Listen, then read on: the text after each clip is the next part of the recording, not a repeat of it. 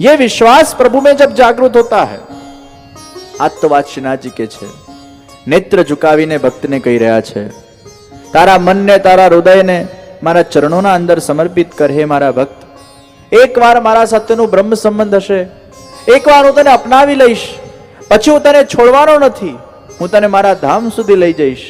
તારા જીવનના અંદર દુઃખ આવશે, કષ્ટ આવશે, કસોટી આવશે, ઉતાર ચઢાવ આવશે, અરે અનેક પ્રકારની સમસ્યાઓ આવશે. આ બધા જ વિઘ્નો હું જ તારા જીવનમાં લાવીશ, કારણ કે આ બધા વિઘ્નો પાછળ મારું કંઈક રહસ્ય છે, કંઈક ઉદ્દેશ્ય છે, કંઈક તાત્પર્ય છે. ઘણીવાર ભગવાન આ જન્મના અંદર કષ્ટ આપીને આપણને સમજાવે છે સત્ય સંસારનું કે યહી સંસાર હૈ. ઘણીવાર આપણા જ પોતાના લોકો આપણા સાથે વિશ્વાસઘાત કરતા હોય ત્યારે ભગવાન આપણને સમજાવે છે યહી સંસાર કા સત્ય હૈ. ઘણીવાર આપણને રોગસ્ત કરીને ભગવાન આપણને સમજાવે છે આ જ સંસારનું સત્ય છે કે તને આ શરીર મળે છે અને તારે રોગી થવું પડે છે, મારી ભક્તિ જ તારા જીવનનો ઉદ્ધાર કરે છે. આ રિયાલિટીને સમજાવવા માટે ઘણીવાર ભગવાન એ દુઃખ આપે છે, લૌકિકમાં ઉપદ્રવ ઊભું કરે છે લૌકિકમાં, પણ એમાં કંઈક ભગવાન આપણને સમજાવીને જતા હોય છે. બહુ જ કષ્ટ જેને મળતું હોય ભક્તિ કર્યા પછી પણ તો સમજવું આ છેલ્લું જન્મ છે, કારણ કે જન્મ જન્મના કષ્ટો ભગવાન આ જન્મના અંદર જ ભોગવાવી દેતા હોય છે. ભગવાન કે છે હમણાં તને કષ્ટ મળી રહ્યું છે, પણ એ મારા જીવ આ તારું છેલ્લું જન્મ છે, હું તને મારું ધામ આપવા માટે આવ્યો છું, તું ધૈર્ય રાખજે, મારા પર વિશ્વાસ રાખજે. Life is a cricket, don't lose your wicket. Life is a cricket, don't lose your wicket. Try to make a century, don't lose your boundary. Even if you get run out, don't make your mood out, because God is the third umpire. He will save you for sure. પરમાત્માના ઉપરનો વિશ્વાસ કદી છોડતા નહીં. તો ભગવાન નેત્ર ઝુકાવીને ધામને આમ બોલાવતા બોલાવતા કે છે હે જીવ, તું મારા ધામનો અધિકારી છે. એ શ્રીનાથજી બાબા જે સાક્ષાત ભક્તિ પ્રદાન કરવા માટે પધાર્યા છે, એ શ્રીનાથજીની નિષ્કામ ભક્તિ કરવાની છે. આપણે બધા નાથદ્વારા તો ઘણી વાર ગયા, ઘણી બધી વાર દર્શન કર્યા, અને નાથદ્વારા જ્યારે દર્શન કરવા જઈએ, જો ભગવાનના સ્વરૂપનું જ્યારે જ્ઞાન ક્યારે થાય, જ્યારે સત્સંગ થાય. સ્વરૂપે જ્ઞાતે શ્રવણમ ભવતી, ગુણેશુ જ્ઞાતેષુ કીર્તનમ ભવતી, લીલાયામ જ્ઞાતાયામ સ્મરણમ ભવતી. ભગવાનનું સ્વરૂપ ક્યારે જણાય? જ્યારે ભગવાનની કથાનું શ્રવણ કરીએ. તમે કોઈ પણ વ્યક્તિને પહેલી વાર મળો ત્યારે શું દેખાય? એનું સ્વરૂપ દેખાય. કેવો દેખાય છે? કાળો છે, ગોરો છે, લાંબો છે, ટૂંકો છે, જાડો છે, પાતળો છે, કેવો છે? પહેલા સ્વરૂપ પરિચય થાય. પણ એ સ્વરૂપનું જ્ઞાન ક્યારે થાય? જ્યારે એના ગુણોથી તમે પરિચિત થાવ. શું કરે છે, શું ધંધો કરે છે, જોબ કરે છે, બિઝનેસ કરે છે, એના અંદર કઈ કઈ આવડતો છે, એનો સ્વભાવ કેવો છે. ગુણ અને સ્વભાવ જો તમને એના ખબર હશે ને તો સ્વરૂપની મહત્તા સમજાશે. એમને ખાલી કોઈને જોઈ લીધું હશે તો એના સ્વરૂપની મહત્તા નહીં સમજાય, જો ગુણ અને સ્વભાવ નહીં ખબર હોય. આપણે ભગવાન શ્રીનાથજીના સ્વરૂપના દર્શન કરીએ છીએ, પણ જો ગુણ, સ્વભાવ, લીલા અને શ્રીનાથજીના દિવ્ય ચરિત્રો જો હૃદયમાં વસેલા નહીં હોય ને તો સ્વરૂપનું મહત્વ નહીં ખબર પડે. અને જ્યાં સુધી કોઈ પણ વ્યક્તિનું ઇમ્પોર્ટન્સ ખબર પડતી નથી ત્યાં સુધી શ્રદ્ધા જાગૃત થતી નથી. ભગવાનના સત્સંગથી ભગવાન માટે શ્રદ્ધા વધે, અને એ શ્રદ્ધાના માધ્યમથી જ્યારે એ ભાવને ભરિત થઈને આપણે શ્રીનાથજીના દર્શન કરીએ ત્યારે તમે જોજો એ લીલાના ચરિત્રો જ્યારે હૃદયમાં હશે ને ત્યારે દર્શન કરવાની પણ મજા આવશે. અત્યારે તો આપણે બધા દર્શન કરવા જઈએ, અને શ્રીનાથજીના જ્યારે દર્શન કરવા જઈએ ત્યારે કઈ કરવાની જરૂર ખરી? તમારે કઈ પુરુષાર્થ કરવાનો ના, દ્વાર પર જ ઊભા રહેવાનું, લોકો જ તમને આગળ લઈ જાય. કેટલી સરસ વ્યવસ્થા છે. તમારે કઈ કરવાની જરૂર જ નહીં. ધક્કા મુક્કી કોણીઓ મારતા મારતા મારતા એ લોકો જ તમને ધીરે ધીરે આગળ લઈ જાય. અને જ્યારે લોકો તમને આગળ લઈ જાય, કેટલી સરસ વ્યવસ્થા આપવામાં આવે છે કે લોકો તમને આગળ સુધી લઈ આવે ધક્કા મારતા મારતા. પછી શ્રીનાથજી બાબા પેલો ઝાપટીઓ એ પાછો જોર જોરથી મારે, જલ્દી કરો, જલ્દી કરો, જલ્દી કરો. અને એક ધક્કે અંદર અને બીજે ધક્કે જ્યારે બહાર નીકળી જઈએ અને ધક્કા ખાતા ખાતા બહાર નીકળીએ ત્યારે કોઈ વ્યક્તિ આપણને પૂછે દર્શન કેવા થયા? બહુ ધક્કા, બહુ ધક્કા.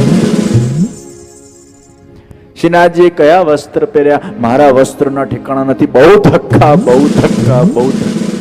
શ્રીનાથજીએ શિંગાર કેવા ધારણ કર્યા? અરે મારા શિંગારના અતા પતા નથી. બહુ ધક્કા, બહુ ધક્કા, બહુ ધક્કા. એ શ્રીનાથજીના દર્શન કર્યા પછી એ દર્શન કરીને બહાર નીકળીને ધક્કો જ દેખાતો હોય, શ્રીનાથજી ન દેખાતા.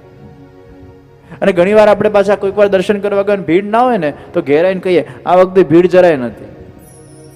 એ ઘરે આવીને ભીડ ભીડ જ કરતો હોય, એ ભીડને જ લક્ષ્યમાં રાખીને જતો હોય. બહુ ભીડ હોય તો બહુ ભીડ છે, ઓછી ભીડ હોય તો ભીડ જ નથી. એ શ્રીનાથજીને યાદ નથી કરતો, ધક્કાને ભીડને યાદ કરતો હોય. શ્રીનાથજીના દર્શન કર્યા પછી પણ આપણે ધક્કાઓને યાદ કરીએ છીએ. શ્રીનાથજી બાબા સમજાવે છે, ભાઈ આ સંસારના ધક્કાઓના અંદર, સંસારના સુખ દુઃખના અંદર, સંસારના સંઘર્ષના અંદર આ ધક્કો એ સંઘર્ષનું પ્રતીક છે. આ ધક્કો એ સંસારની અશાંતિનું પ્રતીક છે કે આપણે સંસારના અંદર પણ આ જ રીતે ધક્કા ખાઈએ છીએ, કભી ઇધર કભી ઉધર. કોઈક વાર મોહમાં પડીએ, માયામાં પડીએ, આકર્ષણમાં પડીએ. અને આ ધક્કાઓના વચ્ચે આપણે આપણી રાહ ભૂલી ગયા છે. શ્રીનાથજી કહે છે હવે તું ચોક્કસ રાહ પર આવ્યો છે. હવે શ્રીનાથજી ભક્તને કહે છે તારા મનને મારા ચરણારવિંદમાં સોંપ, હું તને ક્યારે પણ છોડીશ નહીં. હું તને ધામ સુધી લઈ જવા માટે આવ્યો છું, તને આ બીજી વાર ધક્કા આપવા માટે નહીં. અત્યારે ધક્કા ખા, અત્યારે હેરાન થા, પણ તને બીજી વાર આ હેરાનગતિ ન થાય તે માટે મારું પ્રાગટ્ય થયું છે. તને આ સંસારના ધક્કામાંથી મુક્ત કરવા માટે હું પ્રગટ થયો છું.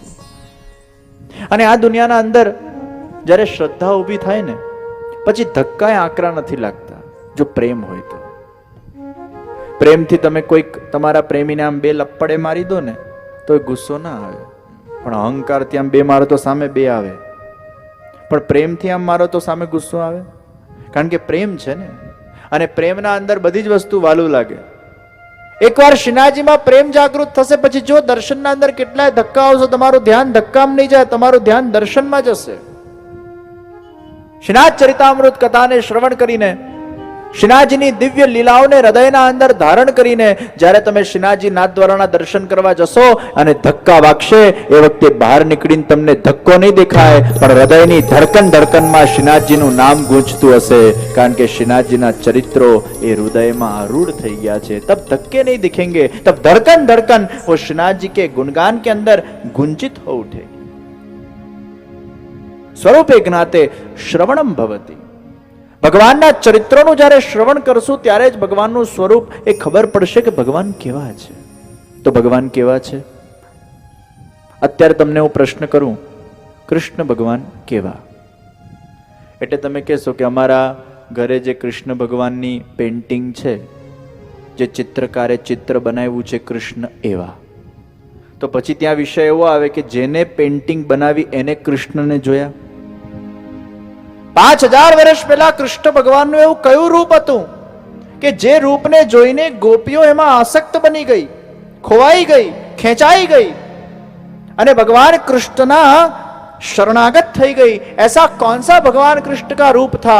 अरे ऐसी कौन सी आंखें थी, ऐसे कौन से घुंघराले बाल थे, ऐसा कौन सा भगवान का अभूतपूर्व दैदीप्यमान तेजोमय स्वरूप था जो स्वरूप को देखने मात्र से गोपियों का हृदय और मन कृष्ण के रंग में रंग गया? એ કયું સ્વરૂપ હતું ભગવાનનું? એ કયું રૂપ હતું? એ રૂપ કોઈ કે જોયું? આજના જમાનામાં કોઈ એવો દાવો કરી શકે મેં 5000 વર્ષ પહેલા કૃષ્ણ ભગવાનનું ઓરિજિનલ રૂપ જોયું ને ઓરિજિનલ ચિત્ર જોયું? એ જમાનાના અંદર કૃષ્ણ ભગવાનના સામે બેસીને કોઈ ચિત્રકારે કોઈ પેઇન્ટિંગ બનાવી હોય એવા કોઈ વિષય આવતા નથી. તો આપણને થાય કે કૃષ્ણ ભગવાન કેવા લાગતા હશે? ત્યારે કૃષ્ણ પોતે જ એનો ઉત્તર આપે છે. આજથી 5000 વર્ષ પહેલા જ્યારે ભગવાન કૃષ્ણ યશોદાજી નંદરાયજીના ત્યાં પ્રગટ થયા, પોતાની સુંદર લીલાઓથી વ્રજને સુગંધિત કરવા લાગ્યા, એ વખતે જ્યારે ગોવર્ધન લીલા થઈ અને ગોવર્ધન લીલા વખતે ભગવાને ગિરિરાજજીને ધારણ કર્યા, ત્યારે આખા વ્રજને ભગવાને સનાત કર્યું.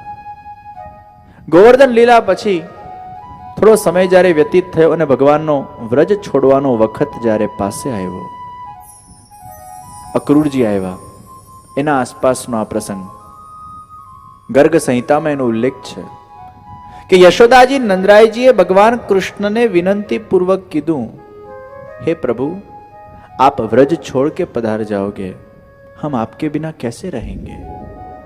अरे कुछ ऐसा करके जाओ कि आपका सानिध्य और सामीप्य सदैव हमें प्राप्त हो।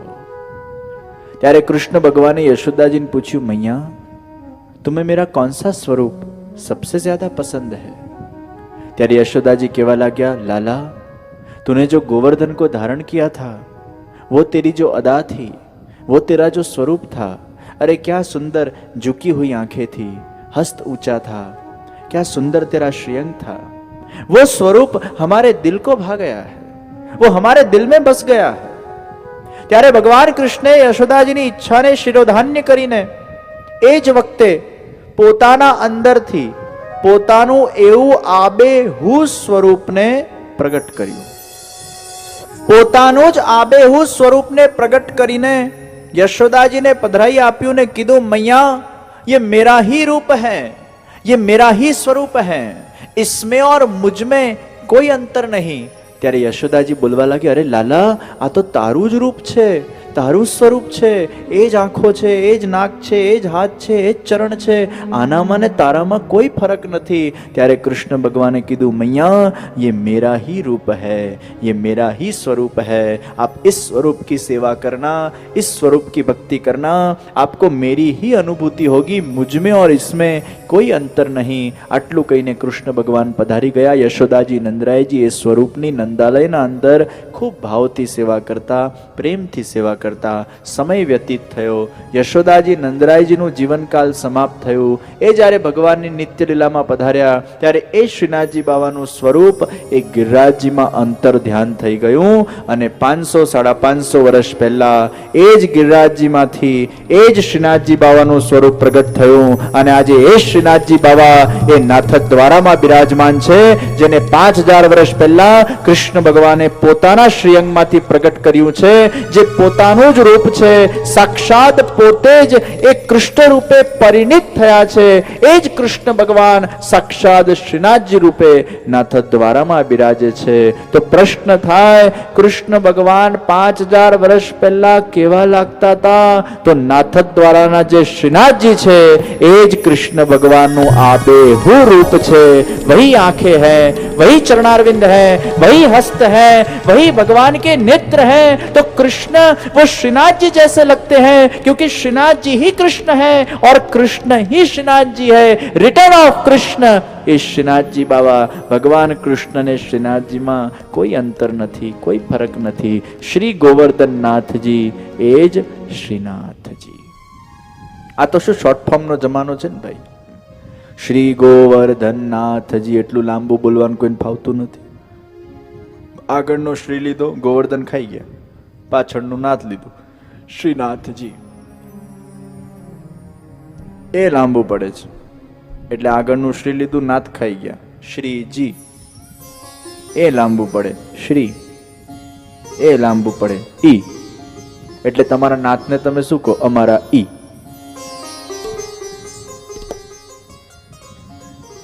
શોર્ટ ફોર્મ નો જમાનો છે ભાઈ।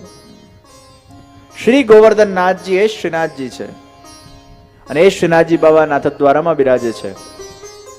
5000 વર્ષ પહેલા કૃષ્ણ ભગવાને વ્રજના અંદર પ્રગટ થઈને વિભિન્ન પ્રકારની લીલાઓ કરી। એ જ કૃષ્ણ ભગવાન શ્રીનાથજીના રૂપમાં પ્રગટ થઈને વ્રજના અંદર એવી જ સુંદર સુંદર લીલાઓ કરી। 5000 વર્ષ પહેલા કૃષ્ણ ભગવાનની લીલાને આપણે શ્રીમદ ભાગવતના અંદર કથાનું શ્રવણ કરીએ છીએ અને 500 વર્ષ પહેલા શ્રીનાથજી બાબા જે કૃષ્ણ રૂપે પ્રગટ થયા એમની કથા આપણે શ્રીનાથ ચરિતામૃત કથાના અંદર સાંભળીએ છીએ। તો પેલા 5000 વર્ષ પહેલા કૃષ્ણની કથા થઈ અને આ 500 વર્ષ પહેલા કૃષ્ણની કથા થઈ। આ બંને કૃષ્ણની જ કથાઓ છે। તો એ શ્રીનાથજી બાબાના એ દિવ્ય ચરિત્રોને શ્રવણ કરવા માટે જ્યારે આપણે એકત્ર બન્યા છે, એ શ્રીનાથજીની ઈચ્છા અને કૃપા વગર એ સુંદર અવસર ક્યારે પણ કોઈને પ્રાપ્ત થતો નથી। તો આ શ્રીનાથજીના દરબારમાં તમે વલ્લભ સોશિયલ ગ્રુપના આમંત્રણથી તો આવ્યા જ છો, પણ એમના આમંત્રણ કરતા પણ સૌથી મોટું નિમંત્રણ એ અમારા શ્રીનાથજી બાવાનું તમારા સુધી પહોંચ્યું છે અને શ્રીનાથજીની ઈચ્છાથી જ તમે અહીંયા એકત્ર બન્યા છો। એમના દિવ્ય ચરિત્રોને શ્રવણ કરવા માટે આપણે ભેગા થયા છે। એ શ્રીનાથજી બાબા ક્યાંથી પ્રગટ થયા? ગિરિરાજજીમાંથી। તો ગિરિરાજજી ક્યાંથી પ્રગટ થયા? શ્રીનાથજીમાંથી. ભાઈ છેલ્લું મૂળ તો ભગવાન જ છે ને બધાનું. તમે કોઈને પૂછો તમારા ફાધર, તમારા ફાધર, તમારા ફાધર, તમારા ફાધર, તમારા ફાધર, તમારા ફાધર, તમારા ફાધર, છેલ્લો છેડો ક્યાં આડે? ભગવાન. सबका निमित्त उपादान कारण भगवान स्वयं है. भगवान श्रीनाथजी એ गिरिराजजी માંથી પ્રગટ થયા, તો गिरिराजजी ક્યાંથી પ્રગટ થયા? ભગવાન માંથી પ્રગટ થયા. આ એક જ રૂપ છે ને, દેખાય છે અલગ. કાળ પહેલાનો પ્રસંગ, જ્યારે રાધા કૃષ્ણ ના હૃદયમાંથી ગિરિરાજ બાવાનું પ્રાગટ્ય થયું. સૌથી પહેલા કૃષ્ણ ભગવાન એકલા હતા, આદિનારાયણ ભગવાન એકલા હતા. ભગવાનને એકમાંથી અનેક થવાની ઈચ્છા થઈ, પણ તે પહેલા ભગવાનના મનમાં ઈચ્છા થઈ કે મારે જો આ લીલા કરવી હોય તો મારે એક સંગાથ જોઈએ, સાથ જોઈએ, એક પાર્ટનર જોઈએ. તમારા જીવનના અંદર પણ તમારા સંસારને આગળ ધપાવવા માટે એક પાર્ટનર જોઈએ, એક સાથી જોઈએ. તમારા ભગવાનને થયું કે મારું સાથી કોણ? અને મારું સાથી કોણ બની શકે જે મારા જેટલું સ્ટ્રોંગ ને પાવરફુલ હોય, મારા જેટલું જ શક્તિશાળી હોય, મારાથી એક પોઈન્ટ પણ ઓછું ના હોય. વેદોએ કીધું સ એકાકી ન રમતે દ્વિતીયમૈચ્છત. ભગવાન એકલા એકલા રમણ ના થાય, બીજું તત્વ પ્રગટ કરો તમારા જેવું. ત્યારે ભગવાનના મનમાં થયું મિશ્રી જાણતી નથી કે એના અંદર કેટલી મીઠાશ છે, પણ મિશ્રીને જે ખાય એને ખબર પડે મિશ્રી કેટલી મીઠી છે. તો ભગવાનને થયું ચાલો મારી મીઠાશને હું પ્રગટ કરું, ચાલો મારા અંદરની એ સુંદર સ્વાદને હું પ્રગટ કરું. ભગવાને આંખ બંધ કર્યું અને આંખ બંધ કરીને ભગવાન એ ચિંતન મગ્ન બન્યા અને પોતાનું ચિંતન કર્યું, પોતાનું સ્ત્રી સ્વરૂપનું ચિંતન કર્યું અને બંધ આંખના અંદર ચિંતનના અંદર એવા મગ્ન બન્યા કે ભગવાનના રોમ રોમ એ રોમાંચિત થવા લાગ્યા અને ભગવાનમાંથી જ ભગવાનનું સ્ત્રી સ્વરૂપ પ્રગટ થયું, શ્રી રાધિકાજીનું પ્રાગટ્ય થયું. અને જ્યાં શ્રી રાધિકાજીનું પ્રાગટ્ય થયું, ભગવાન એમના દર્શન કરતા કરતા હૃદયમાંથી બોલવા લાગ્યા રાધે રાધે રાધે રાધે રાધે. જગતનો આધાર કૃષ્ણ, પણ કૃષ્ણનો પણ જે આધાર એ રાધા. અવિરત બહેતી પ્રભુ પ્રેમ કી ધારા, ઉસી કા નામ હૈ રાધા. ધારા એટલે જે ઉપરથી નીચે પડે અને નીચે પડીને પોતાના ઉદ્ગમ સ્થાનથી જે દૂર જાય એને ધારા કહેવાય. અને એ ધારા જ્યારે પલટાય ત્યારે રાધા બને. આપણે બધા પણ ઉપરથી નીચે પડ્યા ધારા પ્રવાહમાં, અને ભગવાનમાંથી ઉપરથી નીચે પડીને ભગવાનથી દૂર જતા. જ્યારે એ ધારા ભગવાનથી દૂર જાય, ધારા પ્રવાહના અંદર, લૌકિક પ્રવાહના અંદર, જ્યારે સત્સંગ રૂપી રાધા, ભક્તિ રૂપી રાધા, એ ધારા પલટાય ત્યારે રાધા બને. અને એ રાધા તત્વ જ્યારે જાગૃત થાય ત્યારે આરાધના થાય, અને આરાધના થાય ત્યારે જ ગોવિંદની પ્રાપ્તિ થાય. એટલે આરાધના શબ્દમાં રાધા છે અને અપરાધ શબ્દમાં રાધા છે. અપગતા રાધા યસ્માત્સ. જેના જીવનમાંથી રાધા નીકળી જાય એ અપરાધી, અને જેના જીવનમાં રાધા હોય એ જ આરાધના કરી શકે. તો આરાધનામાં પણ રાધા શબ્દ છે અને અપરાધમાં પણ રાધા શબ્દ છે. જગતનો આધાર કૃષ્ણ, કૃષ્ણનો આધાર શ્રી રાધા. એટલે તમે આધાર આધાર બોલશો ને તો એ રાધા રાધા નીકળશે, અને ધારા ધારા બોલશો તો એ રાધા રાધા નીકળશે.